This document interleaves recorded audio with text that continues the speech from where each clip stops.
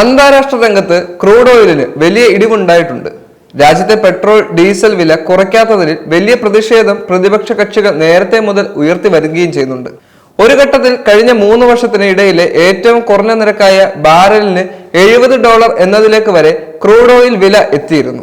ഇതോടെ petrol diesel വില കുറച്ചേക്കുമെന്ന തരത്തിൽ വാർത്തകൾ വന്നെങ്കിലും ഇതുവരെയും ഒന്നും നടന്നിട്ടില്ല. നിലവിൽ കേരളത്തിൽ 1 ലിറ്റർ പെട്രോളിന്റെ വില ഏകദേശം 107.30 രൂപയാണ്. ഡീസലിന് 96.18 രൂപയും നൽകണം. രാജ്യത്തെ മറ്റ് പല സംസ്ഥാനങ്ങളിലെയും അപേക്ഷിച്ച് പെട്രോൾ ഡീസൽ വില ഉയർന്നു നിൽക്കുന്ന ഇടമാണ് നമ്മുടെ സ്വന്തം കേരളം. നികുതി ഘടനയിലെ വ്യത്യാസമാണ് ഇതിന് പ്രധാന കാരണം.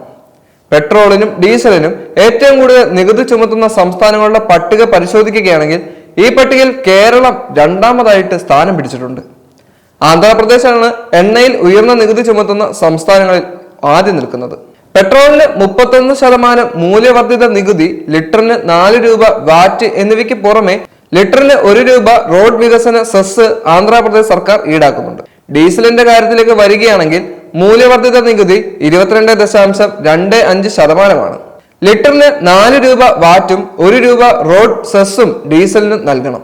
കേരളത്തിൽ 1 ലിറ്റർ പെട്രോളിന് 30.08% വിൽപ്പന നികുതി. ഇതിനു പുറമെ ലിറ്ററിന് 1 രൂപ അധിക വിൽപ്പന നികുതി നൽകണം. 1% സെസ്, 2 രൂപ സാമൂഹ്യ സുരക്ഷാ സെസ് എന്നിവയും ഈടാക്കുന്നുണ്ട്.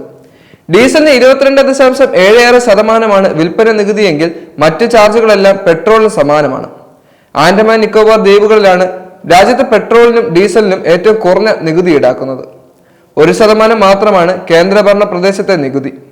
ഇതുകൊണ്ട് തന്നെ ആൻഡമാൻ നിക്കോബറിൽ 1 ലിറ്റർ പെട്രോളിന് ഏകദേശം 82.46 രൂപ നൽകിയാൽ മതി. കേരളവുമായി വിലയിലെ വ്യത്യാസം 24.84 രൂപ, അതായത് ഏകദേശം 25 രൂപ. ഡീസലിന് 78 രൂപ നൽകിയാൽ മതി ആൻഡമാനിൽ. കേരളത്തിലെ പ്രധാന നികുതി വരുമാന മാർഗം കൂടിയാണ് പെട്രോളും ഡീസലും.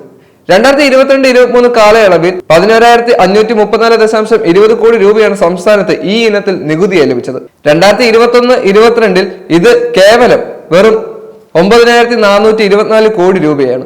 കഴിഞ്ഞ വർഷം ഏപ്രിൽ 1 മുതലാണ് രാജ്യത്ത് പെട്രോളിനും ഡീസലിനും സാമൂഹ്യ സുരക്ഷാ സെസ് ഏർപ്പെടുത്തി തുടങ്ങിയത്.